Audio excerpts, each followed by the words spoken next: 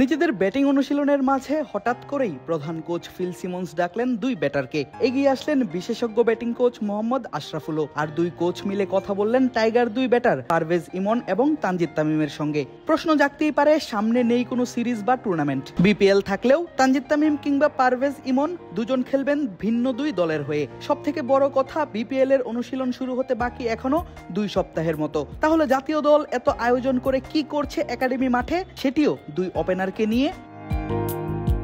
মূলত আজ থেকে বিসিবির একাডেমি মাঠে শুরু হয়েছে জাতীয় দলের টি-20 ব্যাটারদের নিয়ে স্পেশাল ব্যাটিং ক্যাম্প, যার মূল তত্ত্বাবধানে আছেন জাতীয় দলের প্রধান কোচ ফিল সিমন্স। ক্যারিবিয়ান এই কোচ একাই যে কোচিং করাচ্ছেন ব্যাটারদের এমনটা নয়, সঙ্গে রেখেছেন দলের বিশেষজ্ঞ ব্যাটিং কোচ মোহাম্মদ আশরাফুলকেও। শুধু আশরাফুল নয়, আছেন সিনিয়র সহকারী কোচ মোহাম্মদ সালাউদ্দিনও। কেননা আশরাফুল দলের সঙ্গে যোগ দেওয়ার আগে সালাউদ্দিনই সামলাতেন টাইগারদের ব্যাটিং এর ব্যাপারটা।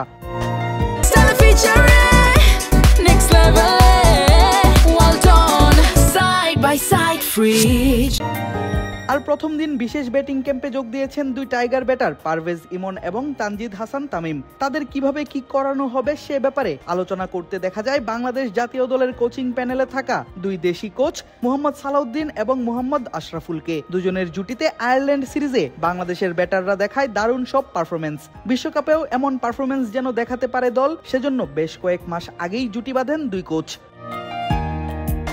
দেখা গেল তামিম ইমনদের অনুশীলন করানোর জন্য মাঠে বসানো হয় বোলিং মেশিন, আর দুজনকে ডেকে এনে সিমন্স বুঝিয়ে দেন তাদের থেকে কি চান তিনি, জানান কি কি দরকার হবে আজকের অনুশীলনে। দুজনকে মূলত আজকে অনুশীলন করানো হয় 30 গজে ব্যাটিং এর উপায়। ইমন তামিম দুজনই ব্যাট হাতে নামেন ইনিংসের শুরুতে, খেলেন পাওয়ার প্লেতে, যখন প্রায় সব ফিল্ডারই থাকে 30 গজের ভেতর। আর সে কারণেই সিমন্স তাদের বুঝিয়ে দেন ফিল্ড সেটআপটাও।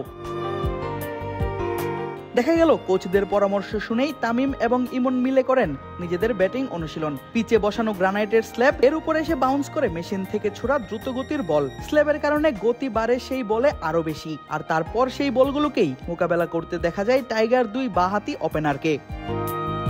বিশ্বকাপে বাংলাদেশ মুখোমুখি হবে ইংল্যান্ড এবং ওয়েস্ট ইন্ডিজের মতো শক্তিশালী দলের বিপক্ষে। ইনিংসের শুরুতে মোকাবেলা করতে হবে তাদের দ্রুতগতির বল, আর সে কারণেই এই বোলিং মেশিন পদ্ধতি অবলম্বন ফিল সিমন্সের।